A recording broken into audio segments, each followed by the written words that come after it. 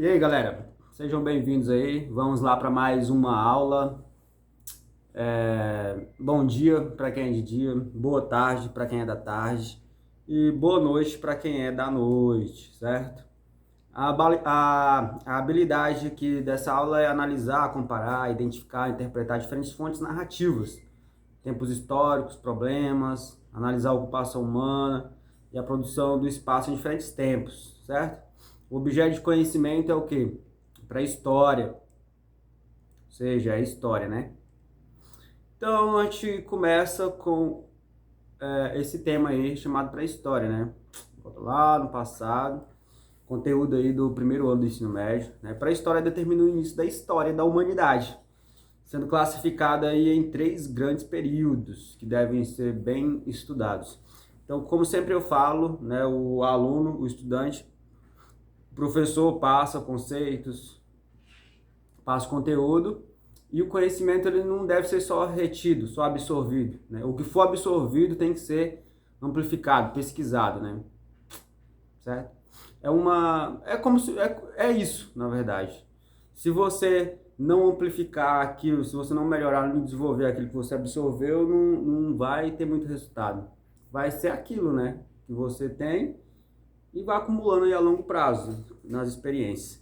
Então, a pré-história é classificada em 3 grandes períodos: período paleolítico, o período neolítico e a idade da pedra lascada, né? Ou seja, desculpem aí, período paleolítico, né, que é conhecido como idade da pedra lascada também, é o período que inicia aproximadamente há 4,4 milhões de anos e se estende até 8.000 a.C. É o primeiro período da pré-história, né? O período paleolítico. E junto com o neolítico, junto ao neolítico, compõe a chamada Idade da Pedra, uma vez que a pedra era a principal matéria-prima utilizada na confecção de ferramentas aí do homem desse período, no caso. Observe que o termo paleolítico significa velha idade da pedra, enquanto o termo neolítico significa nova idade da pedra. O período paleolítico é considerado um dos mais longos da história. Nesse período foram desenvolvidas as primeiras ferramentas, né? Facas, machados, arpões, lanças, arcos e flechas, anzóis, embora não houvesse grande sofisticação, né, na técnica e de produção. Eles utilizavam o quê? As ferramentas do dia a dia, por exemplo, né, para o dia a dia, para coletar frutas, raízes, construir pequenos abrigos ou matar algum animal. Ou seja, o conceito de nômade, né, o nomadismo foi uma das grandes principais características do homem paleolítico, que caminhava grande parte da sua vida em busca de abrigo e comida, lógico, né? Os homens que viviam geralmente em bandos eram caçadores, certo? E coletores, uma vez que a agricultura e o pastoreio somente surgiram no período posterior, no caso, no período neolítico, quando os indivíduos passam a cultivar a terra e domesticar os animais. Assim, né, já que o homem desse período não produzia alimentos, ou seja, não plantava, nem criavam animais, a base da alimentação eram os animais que eles caçavam. Ou seja, a base da alimentação era a proteína, né, os peixes, as caças, a coleta de grãos, né, raízes e frutos. Por esse motivo, os homens do Paleolítico são classificados como caçadores-coletores. Eles não construíam casas, viviam em cavernas para se proteger das intempéries, né, das geadas, chuvas, tempestades, etc. Bem como também se protegiam dos animais, né? Sem dúvida, a maior descoberta realizada nesse período foi o fogo. Afinal, com ele os homens podiam cozinhar seus alimentos, se aquecerem e ainda afugentar os animais perigosos inseridos num clima hostil, com acentuadas mudanças climáticas. O homem paleolítico começou a desenvolver técnicas de proteção para o corpo, ou seja, começou a produzir vestimentas produzidas em grande parte de peles de animais. Já no período neolítico, ou idade da pedra polida, né, nova idade da pedra, é um período aí que se estende a 8.000 a.C. a 5.000 a.C., né, aproximadamente.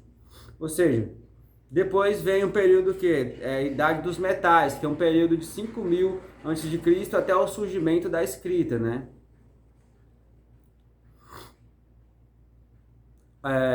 Principais características, né?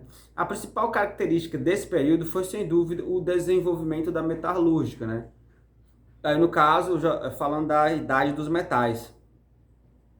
Ou seja, que começa a mudar consideravelmente a vida em sociedade. Afinal, né? Com os metais, os instrumentos possuíam grande rigidez e vida útil, né? Os instrumentos demoravam mais para se desgastar, para acabar, do que uma pedra polida. Embora a principal característica era que podiam ser moldados, ou seja, ou atingir formas que antes a pedra não conseguia produzir ou atingir. O cobre foi o primeiro metal a ser fundido pelas sociedades pré-históricas, né, desse período. Por conseguinte, o bronze, mais resistente que o cobre, era obtido através da mistura de cobre e de outro metal, né? Ou seja, o estanho era o metal que era usado na mistura aí para fazer um metal, né, mais resistente. Já o ferro foi o último metal a ser fundido, pois possuía um manuseio mais complicado que os outros, no entanto, né, que era mais parecido com alumínio, né? Ou seja, tornou os materiais produzidos mais resistentes ao metal, né? O que acontece na idade dos metais, né? Denomina-se idade dos metais o período que caracteriza o fim da idade da pedra, marcado pelo início da fabricação de ferramentas e armas de metal. O ser humano começava a dominar, ainda que de maneira rudimentar, a técnica da fundição. Ou seja, a idade dos metais é a última fase da pré-história, que vai de 5.000, né, 5.000 anos antes de Cristo, até o surgimento da escrita pelos sumérios, né, em 4.000 anos antes de Cristo. Recebe esse nome posto que o metal foi a matéria-prima mais utilizada para a produção de ferramentas e objetos. Alguns estudiosos consideravam que a idade dos metais é a fase final do período neolítico. Tranquilo? Ou seja, diferente dos períodos anteriores, o paleolítico, idade da pedra lascada, e o neolítico, idade da pedra polida, o desenvolvimento da metalúrgica e a expansão das técnicas de fundição na idade dos metais proporcionaram o quê? Uma enorme conquista tecnológica para a humanidade, né? Note que a utilização dos metais não substituiu completamente os instrumentos que foram feitos de pedra e madeira. Esse processo de transição ocorreu de maneira lenta, em diferentes formas em determinados locais, né? Não é como se fosse uma tecnologia que alguém descobriu primeiro e depois foi passando para uma outra comunidade, para uma outra tribo, e assim foi se desenvolvendo. Ou seja, de acordo com a utilização do metal empregado nesse período, a idade dos metais pode ser classificada de 3 maneiras: idade do cobre, idade do bronze e idade do ferro. Então, dito tudo isso aí, a gente vai para algumas questões, né? O que acontece? Primeira questão. A pré-história determina o início da história da humanidade, sendo classificada em 3 grandes períodos. Quais são eles? Então, a resposta correta é período paleolítico, neolítico e idade dos metais. São 3 grandes períodos: paleolítico, neolítico e idade dos metais. Segunda questão. Observe que o termo paleolítico significa velha idade da pedra, enquanto neolítico, nova idade da pedra. O período paleolítico é considerado um dos mais longos da história. Nesse período foi desenvolvido o quê? As primeiras ferramentas, que foram o quê? Facas. A resposta correta é facas, machados, arpões, lanças, arcos, flechas, anzóis.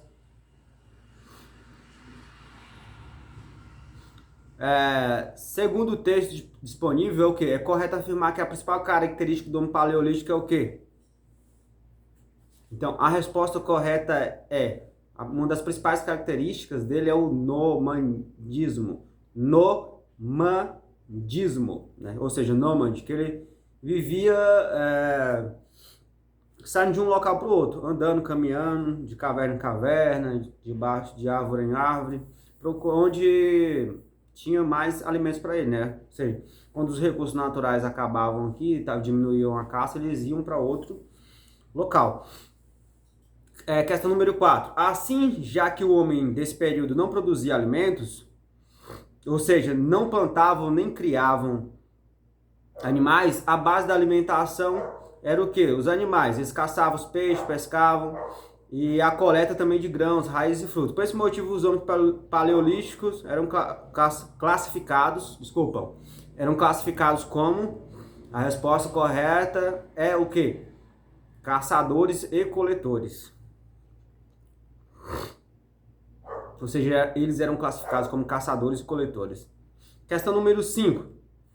Eles não construíam casas, viviam em cavernas para se proteger das intempéries, né, que era geadas, chuvas, tempestade, bem como dos animais. Sem dúvida, a maior descoberta realizada nesse período foi o quê?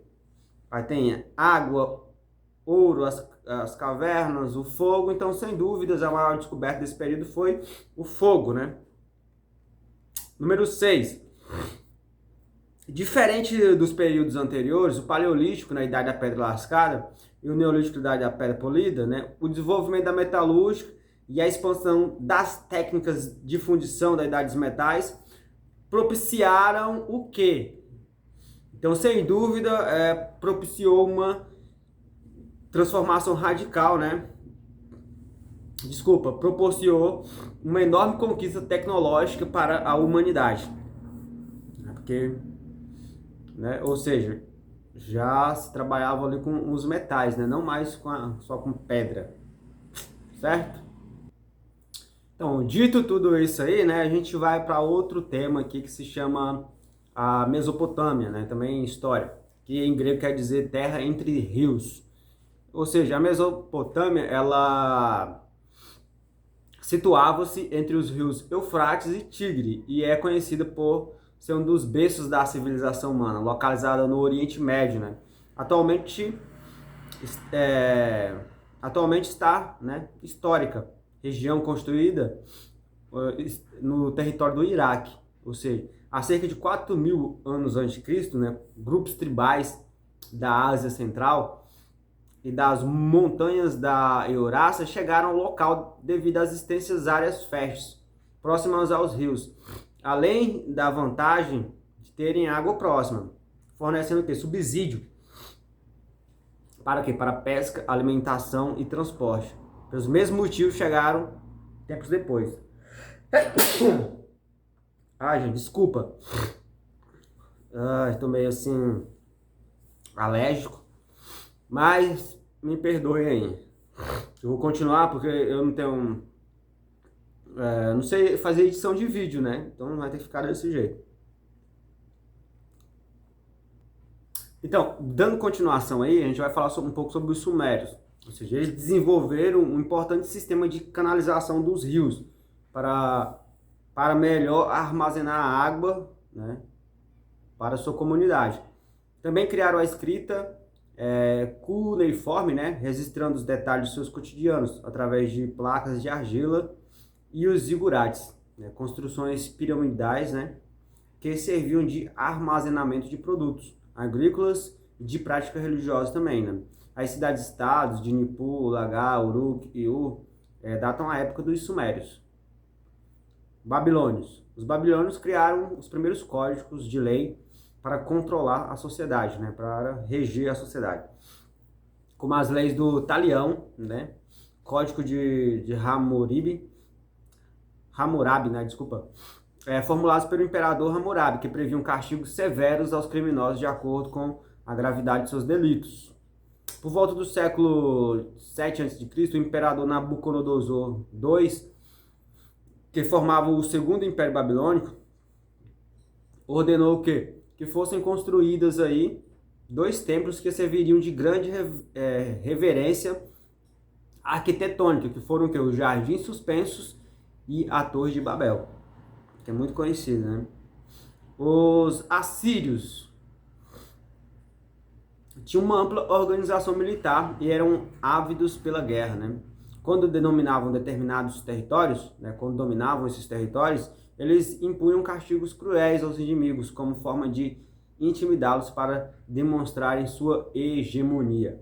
Além destes, os acádios, caldeus e amoritas, dentre outros também, constituíram a sociedade mesopotâmia. Eles eram povos politeístas, acreditavam em vários deuses e tinham uma ligação religiosa com a natureza.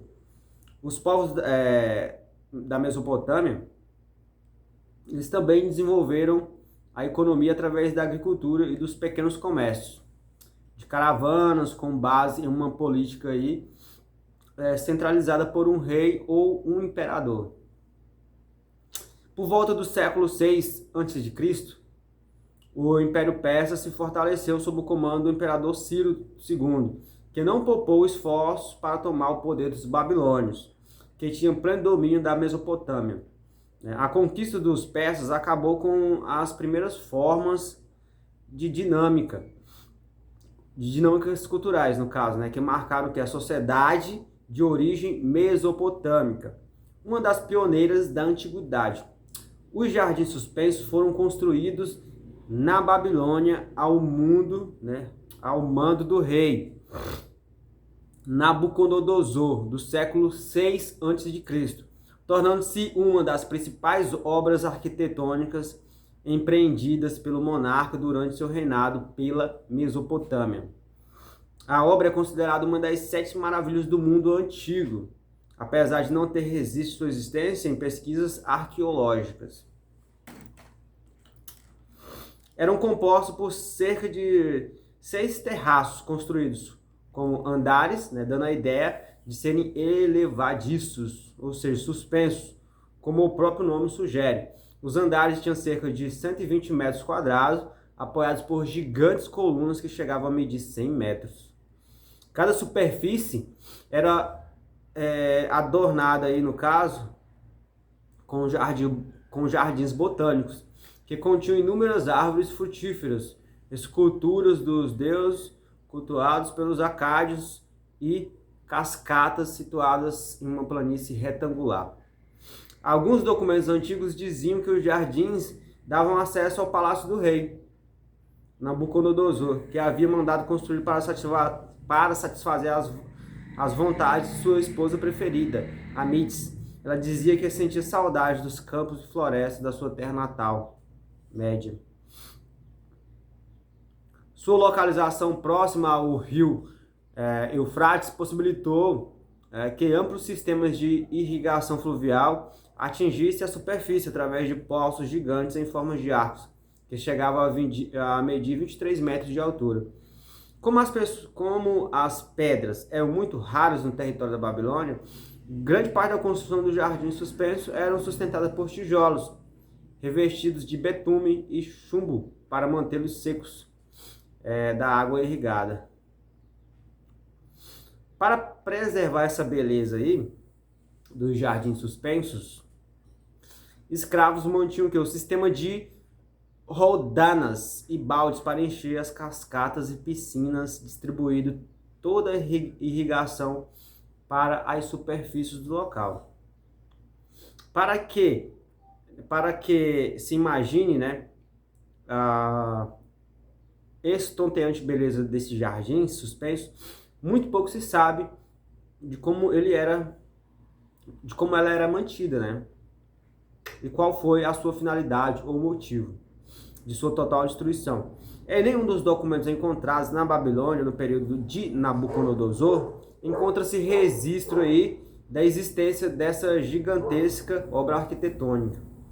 O que se sabe está registrado em anotações de historiadores da Grécia Antiga, mas mesmo assim a maioria de suas informações são muito vagas. O que acontece? Vamos para algumas questões aqui, Primeira questão. A Mesopotâmia, que em grego quer dizer terra entre os rios, situava-se entre os rios Eufrates e o rio Tigre, e é conhecida, letra A, por ser rico em petróleo, B, por ser um dos berços da civilização humana, ou letra C, por ser um lugar muito bonito, ou letra D, por ser um lugar muito perigoso. Nesse caso é a letra B, por ser um dos berços da civilização, né? Um dos berços, um dos lugares da origem do ser humano, por exemplo. Segunda questão. É correto afirmar sobre os sumérios? Também criaram a escrita cuneiforme, registrando os detalhes de seus cotidianos através de placas de argila e os zigurates, construções piramidais que serviam de armazenamento de produtos agrícolas e de, letra A, festas de casamentos, B, práticas religiosas, C, rituais de passagem, ou D, esconderijos secretos. Ou seja, a letra B, de práticas religiosas, né? Essas pirâmides serviam também, além de armazenamento de produtos agrícolas, servia também de práticas religiosas. Questão número 3.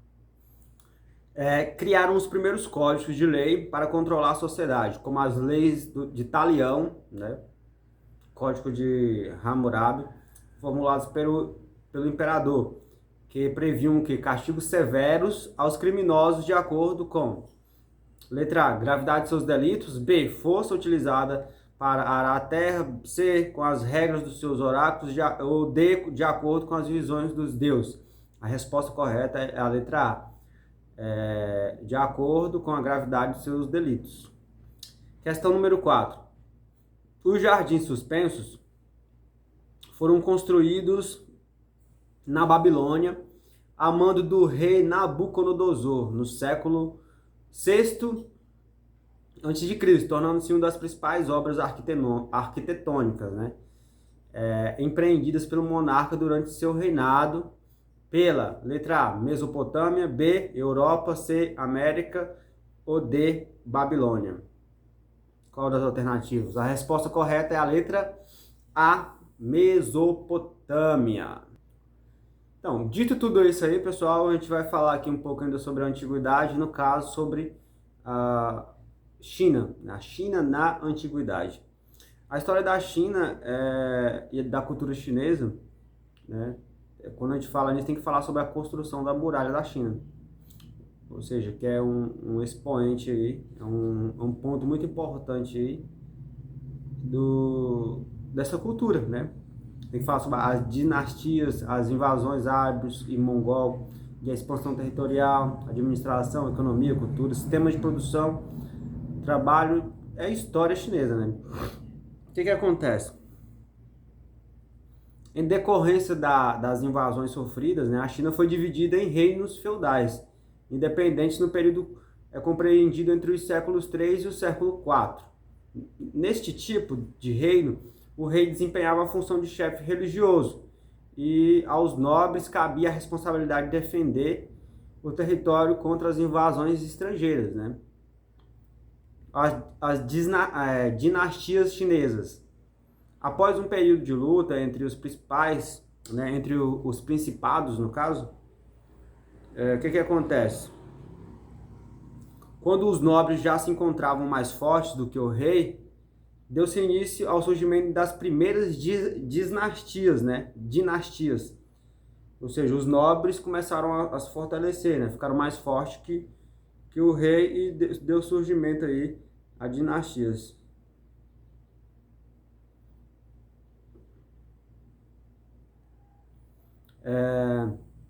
A primeira delas foi a Sui, que no ano de 580 conseguiu unificar os reinos.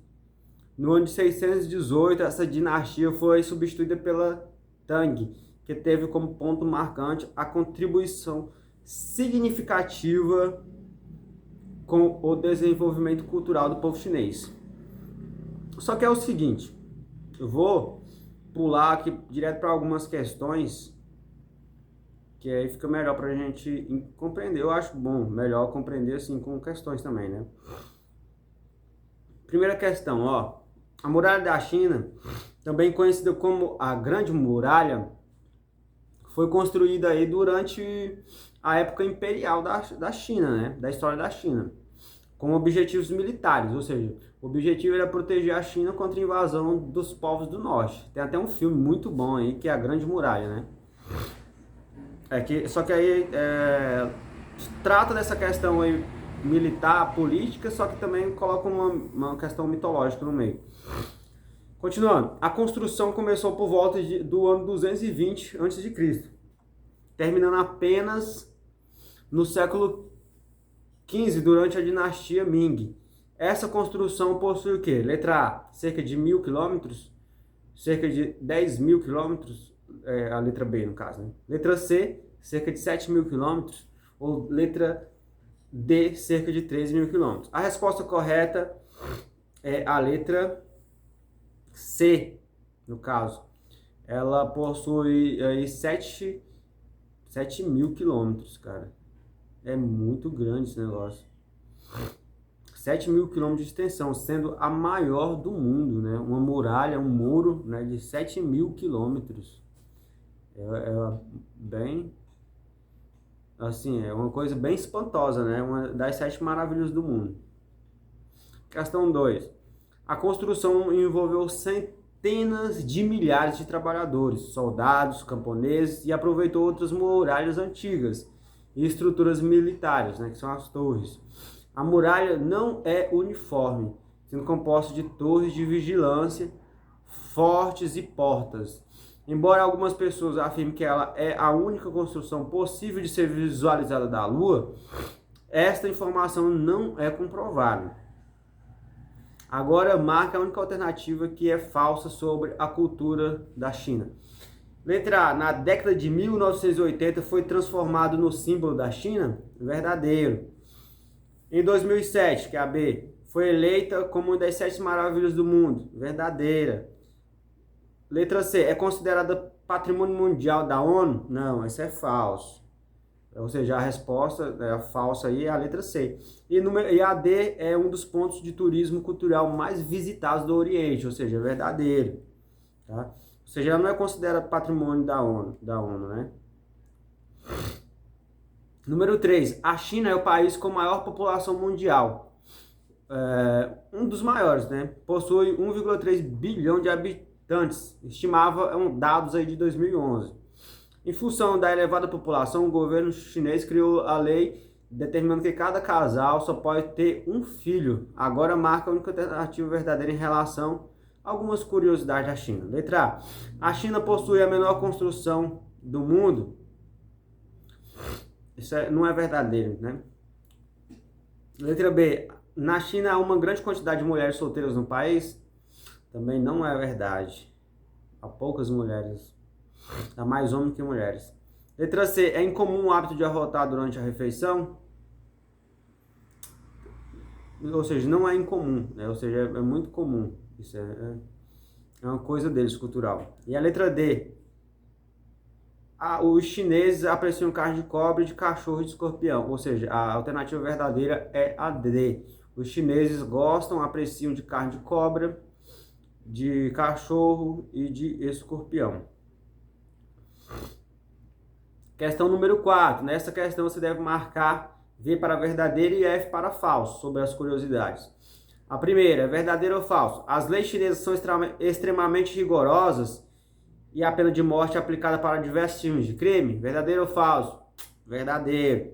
Na China, os idosos são muito desvalorizados em função das suas experiências de vida e cultura que não carregam, pois cerca de 30% das famílias chinesas não possuem um dos avós morando juntos. Isso é falso. Na China, os idosos são muito valorizados devido às suas experiências, né? A história de vida. Outra, a China é o segundo país que menos poluidor do mundo, perdendo apenas para os Estados Unidos. Exemplo, em não poluir referente à emissão de dióxido de carbono. Isso é falso. A China é um dos países que mais polui no mundo, no planeta. A última, a China é o país que mais consome energia no mundo. O problema é que o país usa carvão mineral, altamente poluente, para gerar aí cerca de 70% de sua energia. Verdadeiro. Tranquilo? Então, algumas questões aí sobre a cultura chinesa, né? Que é muito legal. E é como sempre eu falo, né? Aqui eu passo algumas ideias, alguns conceitos, E a gente espera que quem absorve algum tipo de conteúdo, né? O meu conteúdo no caso, tem que o quê? O conteúdo é para ser expandido, né? Não é só para absorver aquelas impressões ali, né? Através dos sentidos e transformar numa ideia mental. E essa ideia mental, se ela não for trabalhada, se não for reforçada, se não for expandida, de nada vai servir, né? Não vai adiantar muita coisa. Tranquilo? Então a gente fica por aqui. Forte abraço aí e até a próxima.